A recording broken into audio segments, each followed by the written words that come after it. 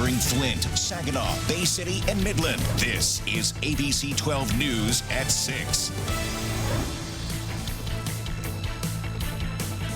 We're in the midst of a 100-year crisis, a global pandemic, and that we're also dealing with a flooding event that looks to be the worst in 500 years.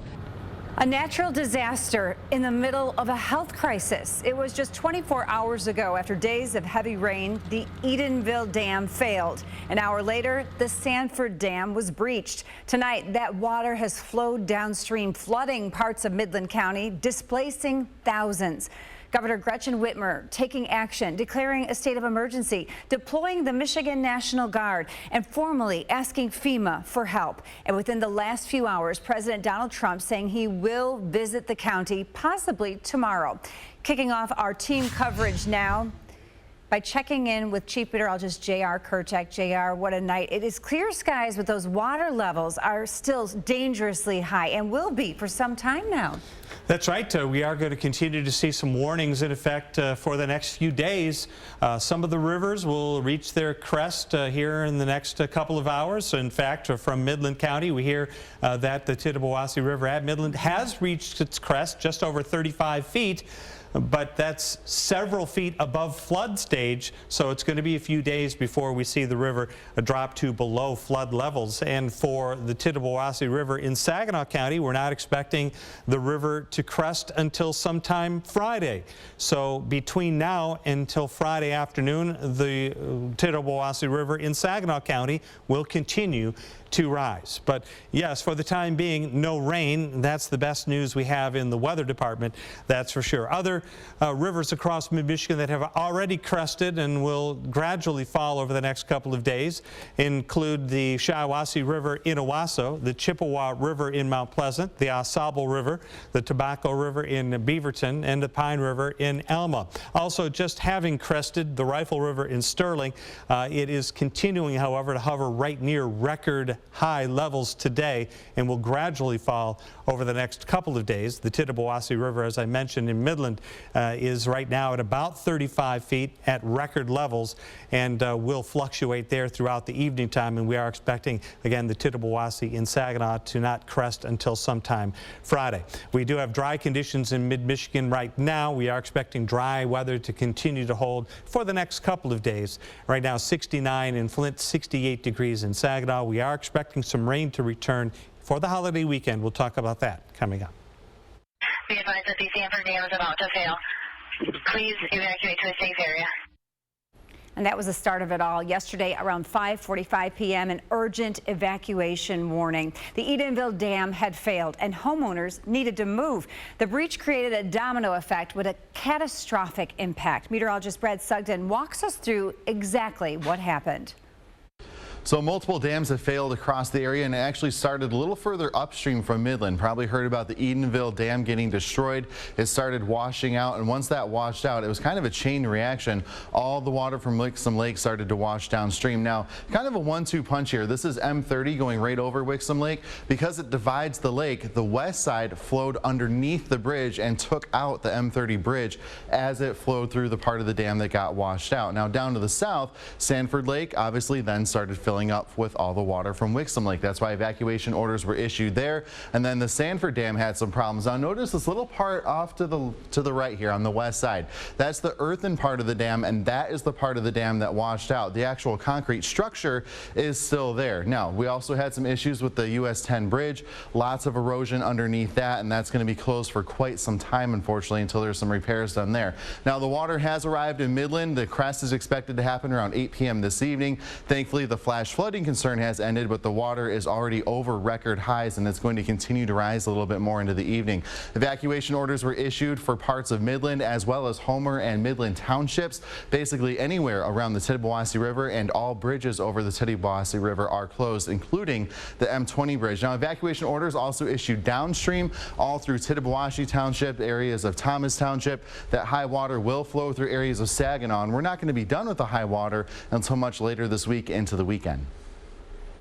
Well, some of these images just take your breath away. We're getting a bird's eye view now of that destruction in the Sanford Lake area. Martin Zaliga, also known as the Airborne Angler, shared this video with us.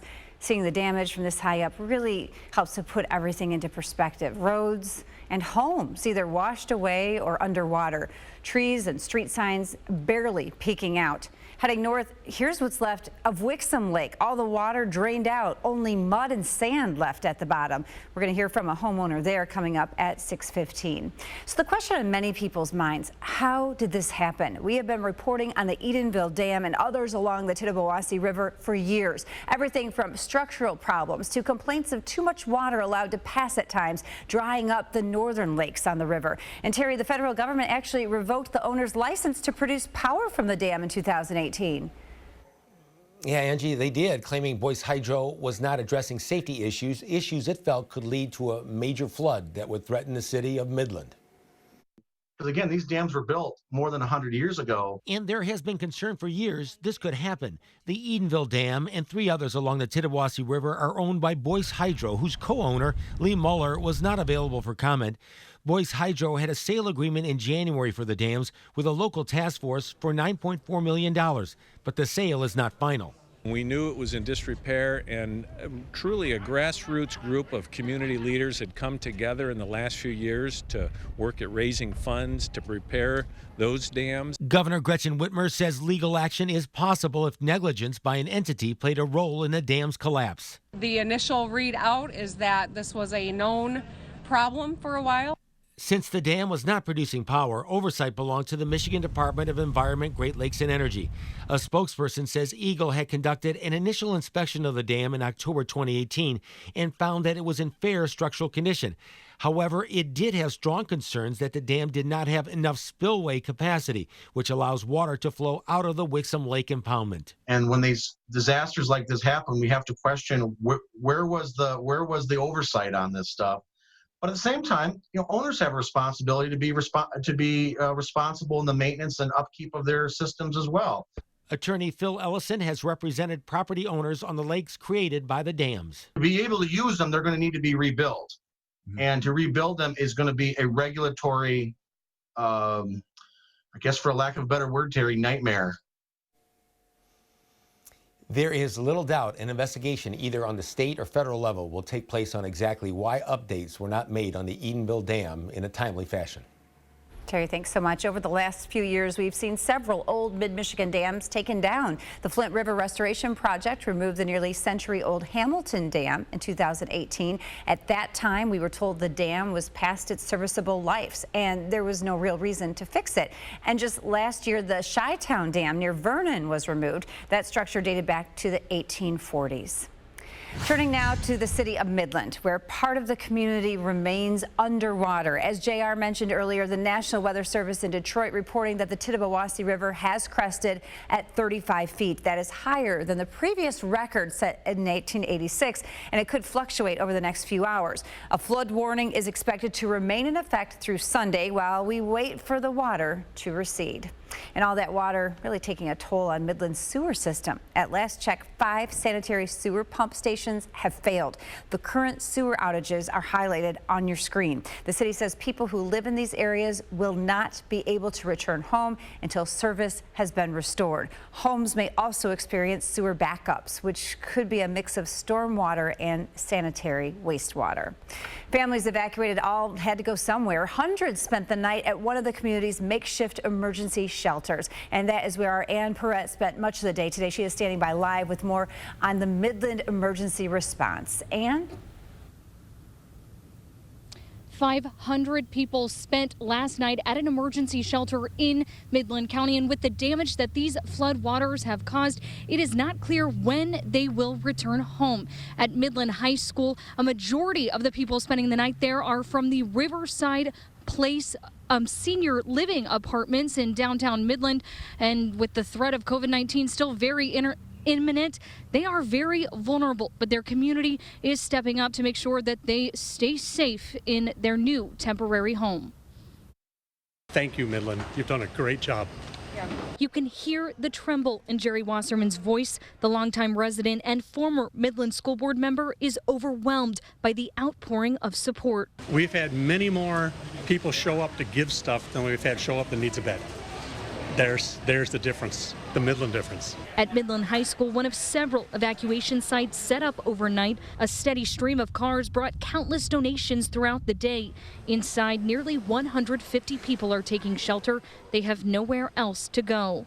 And I have at least 60 people, 60 volunteers just showed up.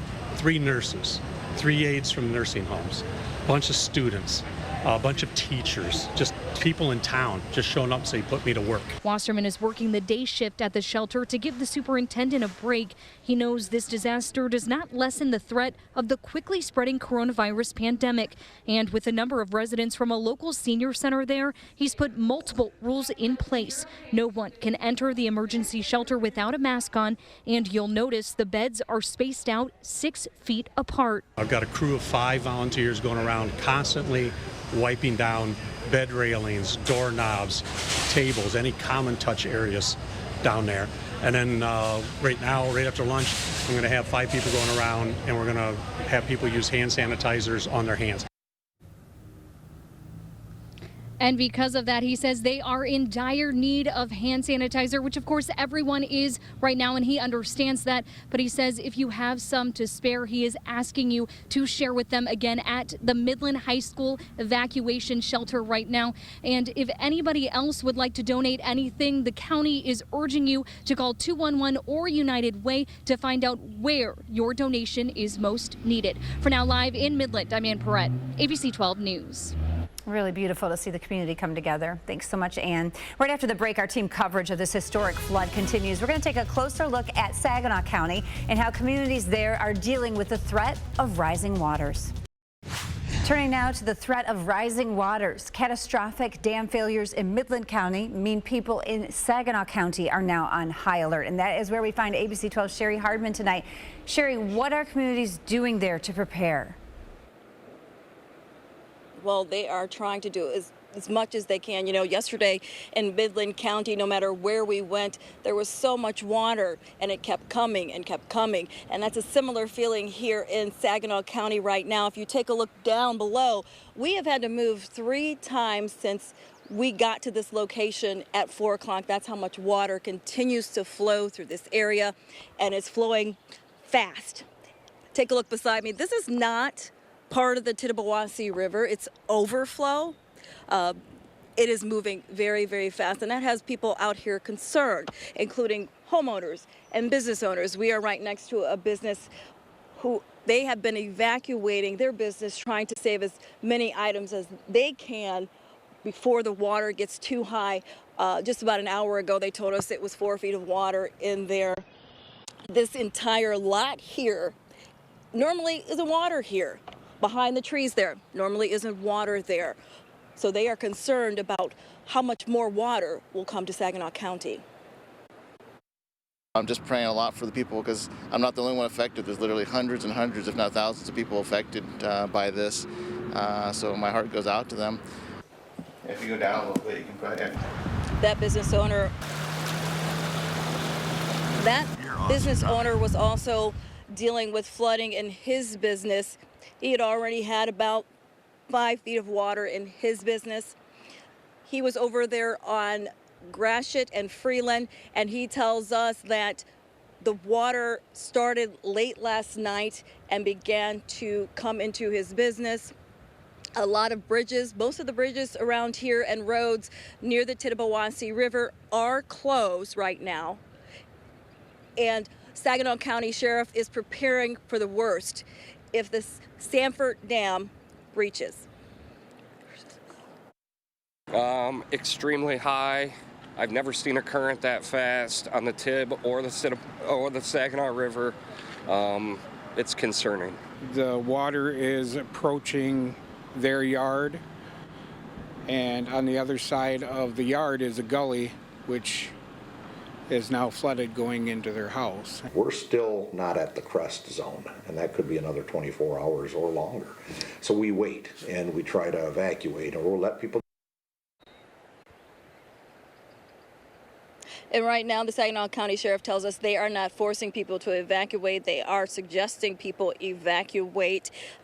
They will keep people updated as needed. There are shelters in place for those who need to evacuate.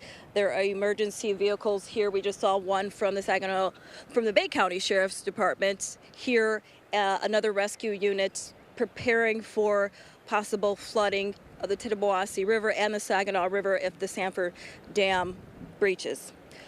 For now, live in Saginaw County, Sherry Hardman, ABC 12 News. Residents along the Tittabawassee River and Wixom Lake really left picking up the pieces. Many returning home to damage and destruction. Our Mark Bullion picking up our team coverage now, hearing from one woman who says she is just grateful to be alive. Yeah, here at Norma Howe's residence on Wixom Lake, you can see hardly any water left, all gone. But obviously, that water was all up here at one point, leaving quite a bit of destruction behind at her house. And you can see just how high that water was, coming up about 4 feet or so. And that has left her incredibly distraught during this difficult time. It's terrible.